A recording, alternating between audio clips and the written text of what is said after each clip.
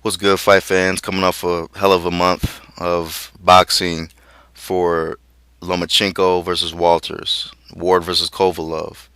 Then the next couple weeks, we even got in December. It's pretty solid too. December, Terrence Crawford's due to be fighting John Molina Jr. in his hometown of Omaha, Nebraska. Conveniently, 2 weeks after Lomachenko versus Walters. So it's a pretty damn solid month. Pretty solid fall so far for boxing. I'm already seeing people calling for Crawford versus Lomachenko. I will pump the brakes on that. Okay, I'm gonna get that out the way. And I already spoke on my disappointment in Nicholas Walters. This man is a disappointment right now in boxing. Not to say he can't come back, because he probably will. But it'll only show how good Lomachenko really was. People will look back at that win and truly see. That's how appreciation happens with time. You appreciate. Your career appreciates, like values in cars and equity. Lomachenko's equity will be valued when Walters goes on and KOs another top, 130-pound contender. That will only show just how great Lomachenko is, and his win over Walters was. But to move on, I'm seeing Pacquiao's name come up.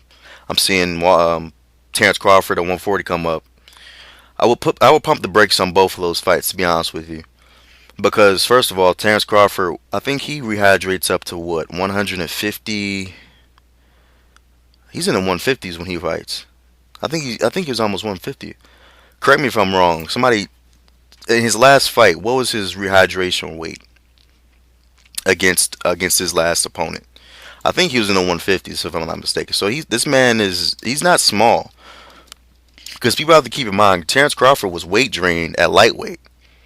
Okay, I saw the HBO special. This man was literally having to sweat buckets at a fitness center the night before the fight. I think hours before the fight.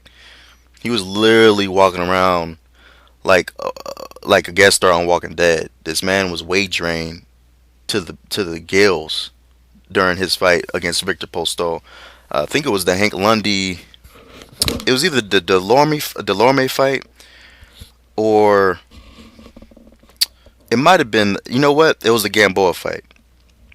I think it was the Gamboa fight when he was weight drained, and then the Beltran fight. Yeah, Raimundo Beltran. That was the fight also where he really showed that he was weight drained. He was super weight drained for those fights at lightweight. So I think Terrence Crawford moving down to 135 to fight Lomachenko is not.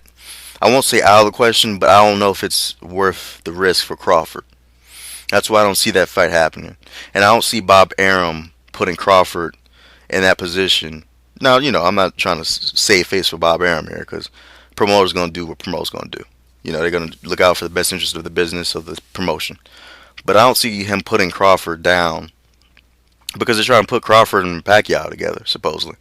But, I think the most realistic option for Lomachenko would be guys like Mikey Garcia, who still can make lightweight.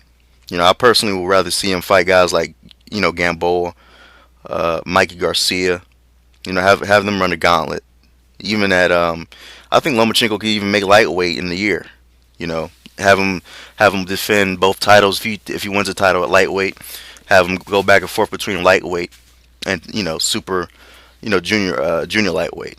But don't have Lomachenko leapfrog to 140 to fight Crawford. I think he's too big for Lomachenko right now, and I think he's only going to get bigger, because Crawford, I think he might have like a few more fights at 140, and he'll be ready for welterweight by the end of next year. So I don't think putting Lomachenko in with Crawford will be a smart idea. And the longer it waits and marinates, it's gonna be favored in Crawford's corner with his weight. I think he weighed 150 something, early 150s, in one of his recent fights. So this man's gonna be a welterweight. He's basically fighting at welterweight right now, at light welterweight. So even Pacquiao, I think this man probably can crack 140 at the lowest and make it healthy. Because I think at this point, Manny Pacquiao's a natural light welterweight. He can make 140. Okay, let's not put Lomachenko in with guys who are twice as big as he is. Just because he's super talented doesn't mean size doesn't count for anything. There's weight classes for a reason. And people seem to forget that and lose sight of that in favor of seeing dream fights happen. Okay, Rigondeaux, even same thing with Guillermo. People were screaming on Twitter. I saw that tweeting from Rigondeaux. He comments on Lomachenko's fight and saying how Walter shouldn't have quit. Shot of him actually getting up from the canvas in his win over Donaire. Um, I don't see Rigondeaux versus Lomachenko happening right now, if at all, because Rigondeaux says he doesn't want to move up in weight. Okay, if anything, he probably move down to fight, the top contenders in the weight below him. But I don't think he's gonna move up past the weight classes. He can't even make featherweight without, damn near putting stones in his pockets, Pacquiao style. So just a way at the weight limit, getting near it. So I don't see Guillermo versus Vasil happening. I don't see Vasil versus Terrence Crawford happening without somebody sacrificing weight, either being weight drained or unhealthy, weight gains.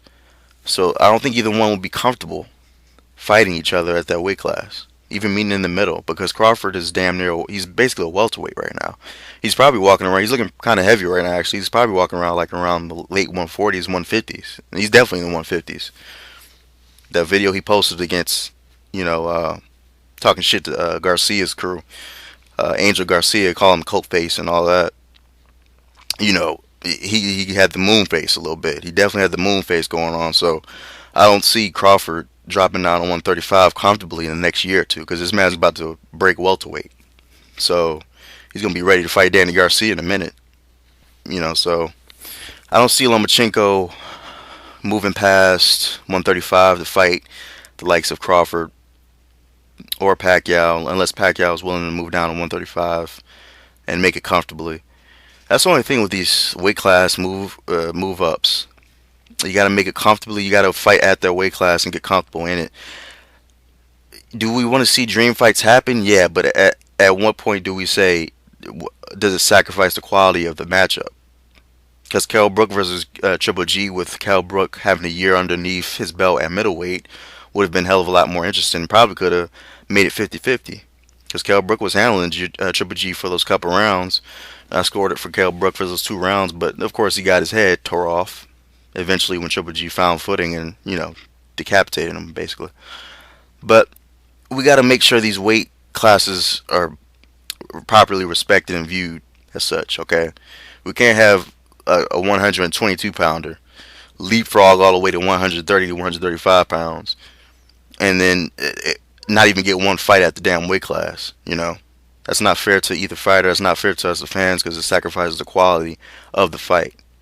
When they do these dream fights or super fights, can we at least get the guy to adjust to 1 or 2 fights at the weight class? At least with Andre Ward, he fought a few fights at the weight class before he fought Kovalev.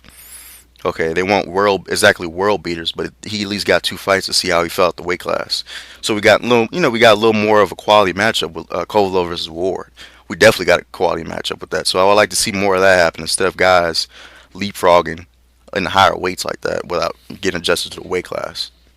Because anyway, moving up 2 weight classes leapfrogging is way different at the lower weights than, say, Andre Ward moving from super middleweight to light heavyweight.